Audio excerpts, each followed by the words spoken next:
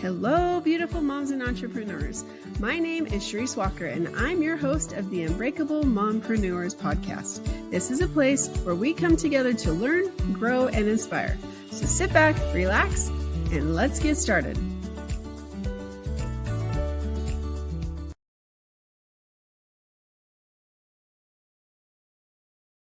Hello, Unbreakable Mompreneurs. My name is Sharice Walker, your host. We'd like to talk about leadership because we're a leader in our homes, we're a leader in our businesses, and we're a leader in our marriage and our lives. And so that is what I want to talk about today with Maren. She is I'm going to let her introduce herself, but she has a lot of experience in leadership. And then after that, we're going to get into motherhood and we're going to talk about being a mom at a later age. So without further ado, Maren, why don't you introduce yourself to us?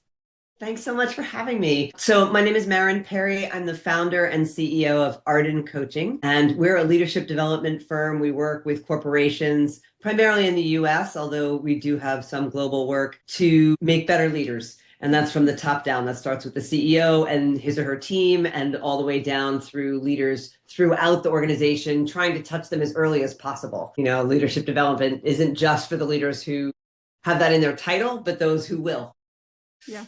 You know, it's interesting you say that because I'm not going to give details because I don't want to out people, but I know I have a friend, and it's not me, that is working at a company, and they talk about how the leader of that branch is not, like, they have a hard time as leadership. And so the person that is a very good friend of this person, I'm trying to not even do gender, they said that they were hired because their job is to help this person become a better leader, in addition to what they do for their job, obviously. And managing up too. That's doubly challenging. Yeah. And so it's interesting because with my husband, this person has really given a lot of pointers and a lot of tips and things for even my husband, right? And so it's just, I think that it's great that no matter what position you're in anywhere, as you talk about leading up, I really do think that that impacts people as well. And sometimes you make a bigger impact. I'm talking with Grant Cardone. He has a guy that started with him. It was two of them, and Jared is his name. And so basically, Jared makes sure that Grant is the person he is. And so a lot of times you don't have to be the person in front of the camera to be able to make a difference in this company or world, right?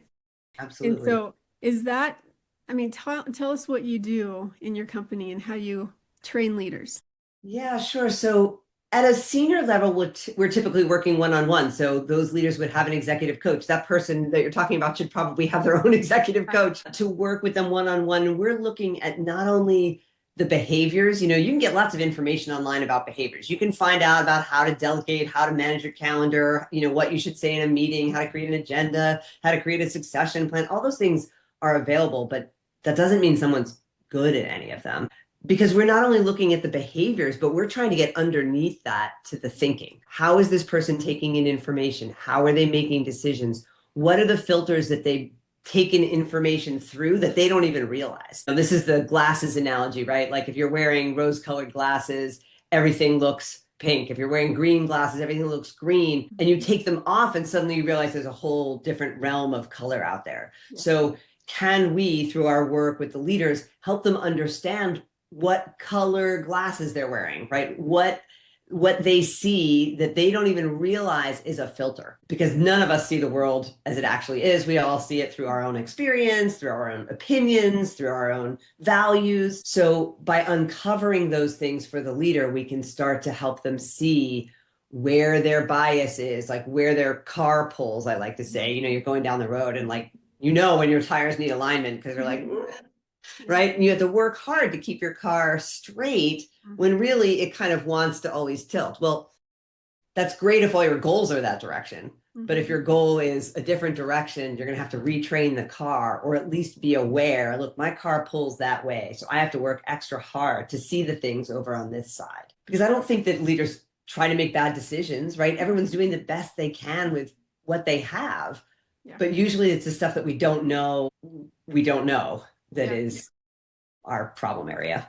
I call it the tool belt. And, have to make sure, even as a parent, that if you just have a screwdriver, it doesn't work with everything. Like even a flathead, maybe sure. Yeah.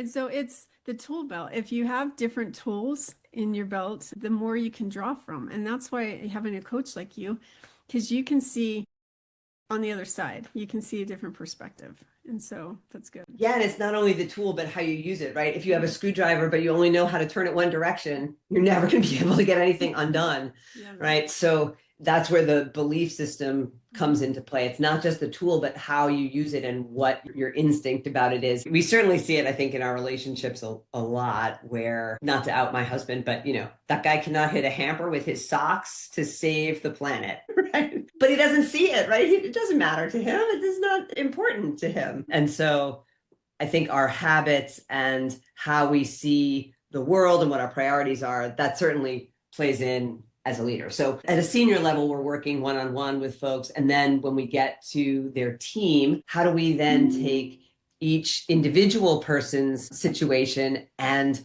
expand it to the team? How is the team operating, right? Just like a family, you have the crazy one, the smart one, right? Everybody has a role, quote unquote, but how can you use those things to optimize the team? And where is it getting in the way? Where is it that you don't have a particular amount of discernment or application or creativity? What is the team missing? And how do they work together towards their very important strategic objectives? How is that team optimizing who they are as people, who they are as leaders, who they are with their team, to make sure that team is a high performing and cohesive team?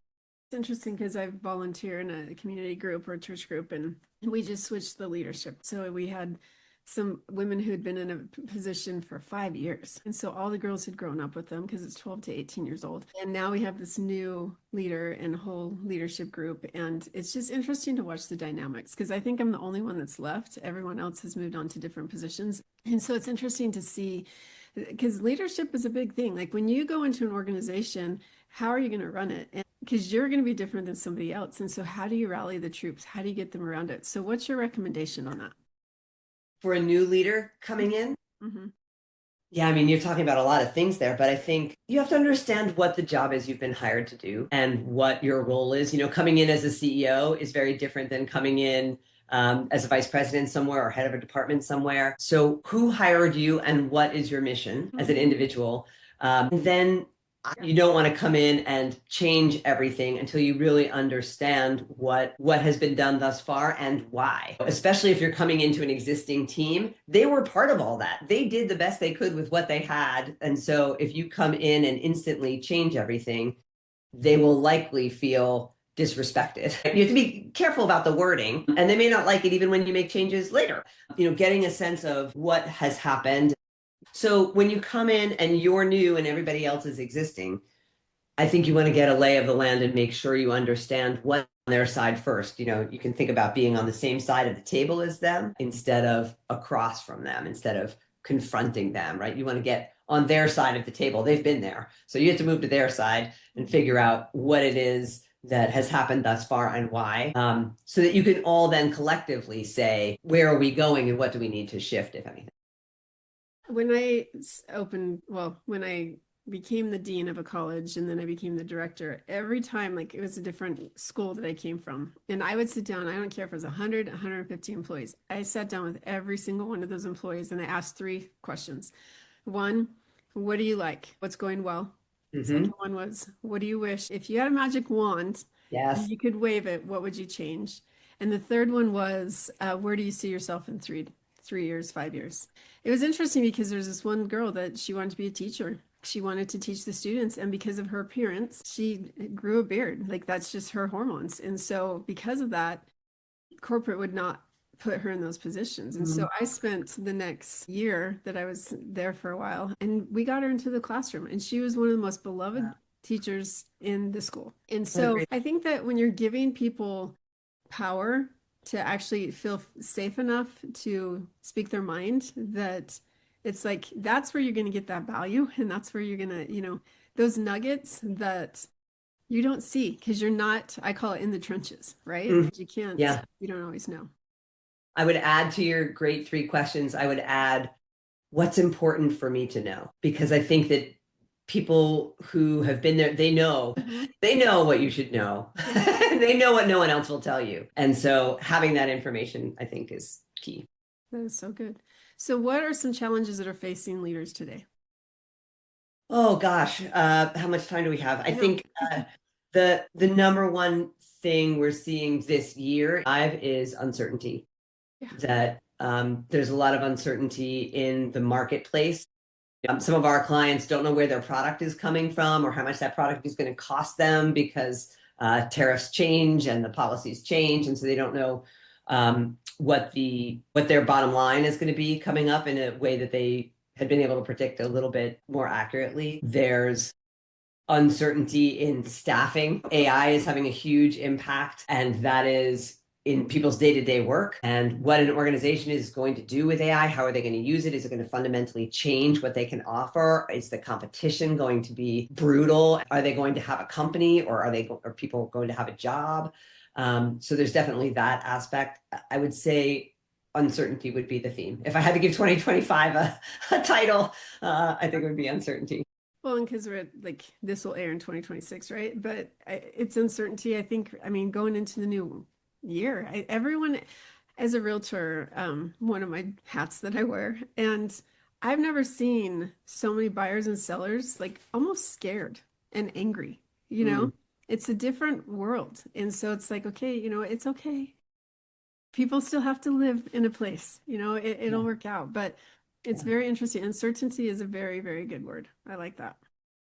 Well, and we were debriefing one of our clients a couple of weeks ago about what we were seeing across their organization. We do many leadership development programs and coach many people. And so we have a good sense of the culture. And we were debriefing some of the senior leaders about what we were seeing in the organization.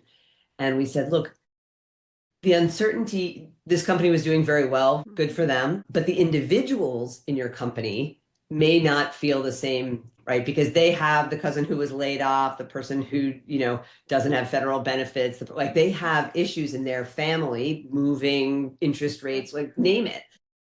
Those things are still happening for them as an individual, even though the company is very successful. So that's part of what we're working with leaders on is how do you take that information as a leader, like I have X number of thousand employees or hundreds of employees, whatever I have, and they are being impacted in their lives by this. And we may or may not have uncertainty in the company. I may be shifting roles around. I may be doing layoffs or rifts. Who knows what's going on for different organizations. But in this particular company, we were saying, look, the company's doing great, but the individuals have what you're experiencing. Like they're angry, they're scared, there's uncertainty in their world, even if it isn't about the company. And so how do you as a leader manage that employee workforce? And what can you do for them to serve them as people and also get the most out of them as a company? Great advice. Okay, so how many employees do you have? I have 6 employees and 40 contractors as coaches. So we have a team of about 50. Phenomenal. So I want you to think back when you started this organization and how did you get it to where you are now? What have you learned that you can share this wealth of knowledge? So I started with just me. I am a coach. I was a coach. I started with just me. And then it was me and a couple coaches. Then it was me, a couple coaches and an admin. So it's really grown organically over that time. And the biggest advice that I have, gosh, well, I will start by the little quote that lives on my desk here. You can't see it, but it's a Michael Jordan quote about failure and success. You may have heard this. It used to be a Nike commercial, which is pretty cool. I've missed over 9,000 shots in my career. Do you know this one? I've lost almost 300 games. 26 times I've been trusted to take the game-winning shot and missed. I've failed over and over and over again in my life, and that is why I succeed. Michael Jordan. Goosebumps. I know, I love that quote. And that is really, keep going. That's the advice, is keep going. I think most entrepreneurs don't make it past a certain point, right? Most entrepreneurs don't make it over, I think it's 700 or $1 million, somewhere in that range. And it's because I think it takes a lot beyond a love for the thing that you're doing, right? I love coaching. I love the work that coaches do and facilitators do, but my day-to-day work hasn't been that for some time, right? I don't do any of the delivery anymore. So my job is all the administrative stuff and changing accounting firms and staffing and benefits and, getting clients. I think that a lot of people don't see that coming. Yeah. And so I didn't see this role coming, but I happen to love it. I love what I do. But I think it's possible to get to a certain point and realize, like, oh, wait, I didn't count on that part and I don't really like that part. And that's fine. You don't have to have a multi-million-dollar company. You can have a small business. It's totally fine. But I think defining that for yourself is helpful, because if you feel an urge to grow, your job tends to be the one that shifts more than anybody else's. You're not the person who's swinging the hammer anymore, or delivering the fruit baskets or something. Like, you're probably not the person doing that anymore. Your role probably shifts. I love that you said that, because I don't think that we talk about that enough, that you have to be adaptable and figuring out what you like or not, because maybe it's that you hire a fractional CEO or a fractional COO full time because you are a multi-million dollar company. And so, yeah, realizing, I think for me, that's true, that I love being with my clients. I love that interaction. When I start to feel down, I don't want to use the word depressed because I don't get there, but like I don't want to accomplish anything, or I just want to escape, all I have to do is pick up the phone and call one of my clients, and I'm like, oh, my day's better. I love that interaction. And so, yeah, I think that we have to be honest with ourselves and say, okay, what do we enjoy and what do we not enjoy? And what do we need to hire? There's a great book, E-Myth Revisited, by Michael Gerber. Talks about that a lot. And I think that it's a great book for entrepreneurs. Yeah, it's true. And the 80-20 rule, that's a good one too. Yeah, So, nice. Go okay. around the corner to my bookshelf and I'll just take a stack off and give it. Exactly. But yeah, I think keep going and recognizing what you want out of your job, your company, like where your role is in there. Because you're right, you could be the business owner and hire someone to run the company. Sure. You still need to have oversight. But anyway, okay, so Yeah. I want to switch gears. Is there any other advice that you want to share about leadership that I did not ask?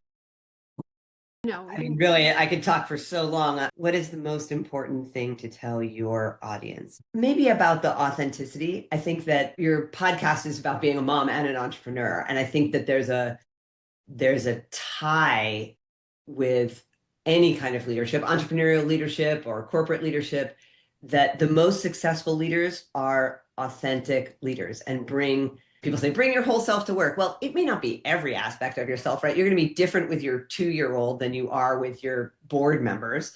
So you don't want to bring that part of you necessarily, but you have to find a way, if you're going to be, I think, a genuine and truly motivational and successful leader, you have to find a way to be yourself in that world in a way that feels good to you.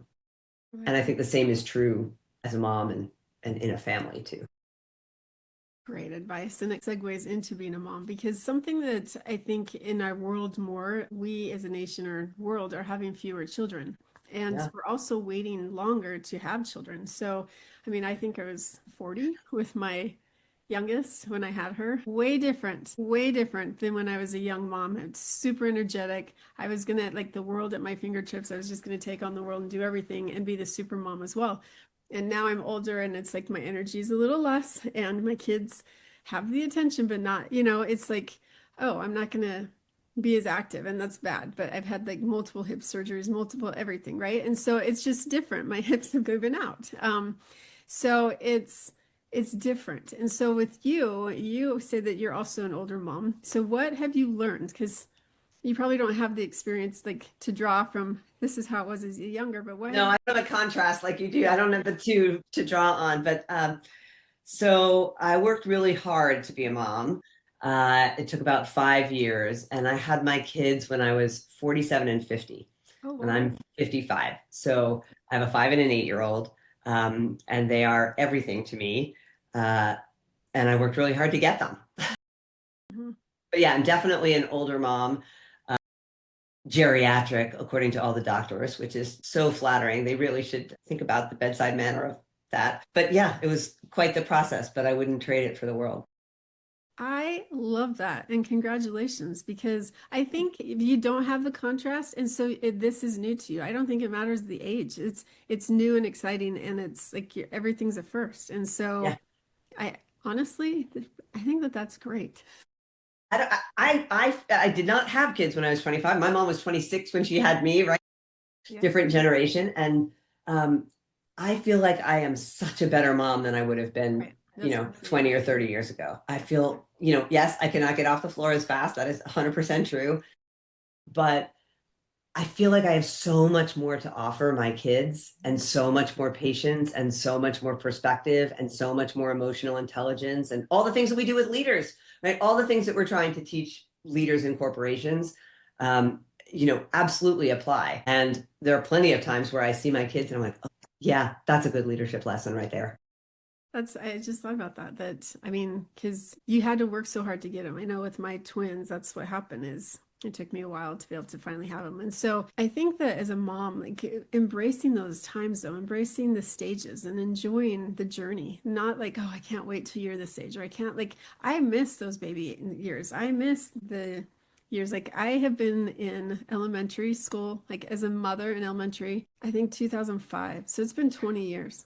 I've had somebody in elementary 20 years. Amazing. And it's fun. I'd rather have them now than junior high and high school, to be honest with you. So, Okay, anyway, well, I have that coming, so I'll I wait know, to find that I out. know. But yeah, I mean, I think that there are a lot of applicable lessons that we're trying to share with leaders that are the same. When you're explaining something to a kid, that kid doesn't know any, like they don't have context. And it makes me more conscious of the way I speak. And you have to break things down, right? A complicated concept to try and break it down so a 5-year-old can grasp what you're talking about when they ask something that's actually pretty complex. Like, what's the 5-year-old version of that answer?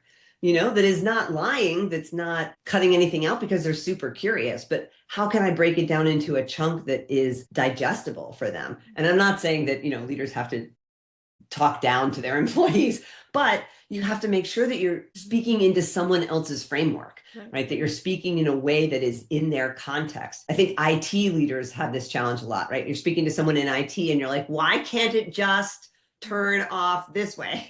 They're like, it doesn't work that way. It's like speaking two different languages. So how can we learn to adjust our speaking so that the person across the table from us understands our need and our goal and that they can communicate back to us in a way that we understand? I think that, talking to kids teaches us a lot about.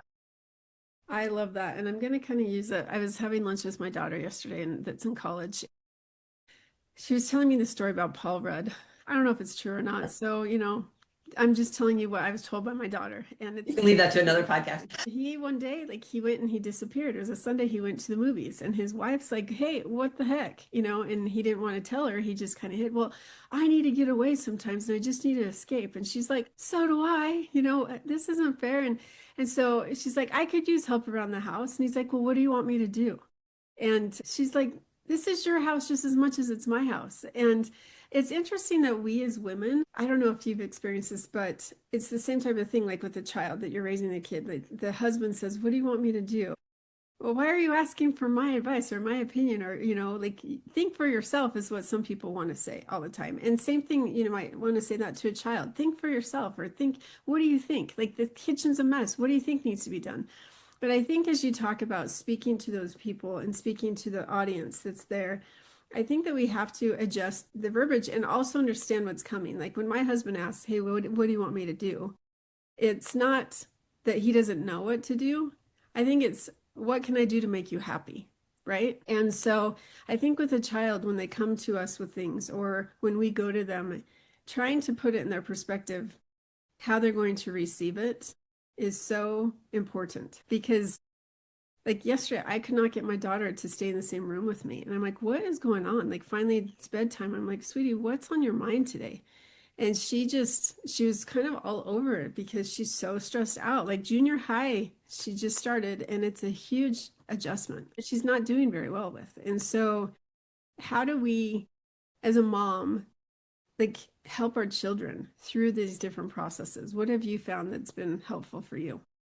I read a lot of parenting books. I think what you did is a really key tool, which is essentially like calling a timeout. Not like a disciplinary timeout, but like a pause, like, hold on, what's really happening? Really, it sounds like you're checking in on how she feels and what her experience is. What's going on with you? What is upsetting you? What is challenging you? What is hard about this? What concerns you? What's on your mind today? All those things are getting at what her experience over there is. And because you want to help, but you can't help with what you know and what your experience is because it's totally different. And this is the same thing in leadership. What is the experience from the other side? Whether that's your peer or your client or your competitor or, whomever you're speaking with, child, can you understand it from their perspective? That's like that belief system part that I was talking about previously. Like, can you get into what their belief system is? Oh, well, this person really upset me, or that class is really challenging, or they said that in the hallway and it, freaked me out. That world, if you can understand that world, and I don't have teenagers yet, so ask me in a few years, but with any human, your friend, your girlfriend, your spouse, whoever it is, if you can understand their world, you have some way to have that exchange back and forth. Because we're these isolated people, but how can you get inside someone's head or inside someone's heart except through language? And so you called just to like, well, wait a second. Let's take a pause so that I can better understand what's going on in your world. Because I see the behavior, the like freak out piece and the, whatever's going on in the room. But how can I better understand what you have to share so that I can get over there on your side of the table and offer what I can, if I can offer anything, or at least sit with you and be with you and hold your hand through it, even if I can't fix what, Josie said in the hallway. I love that. Just sitting with them.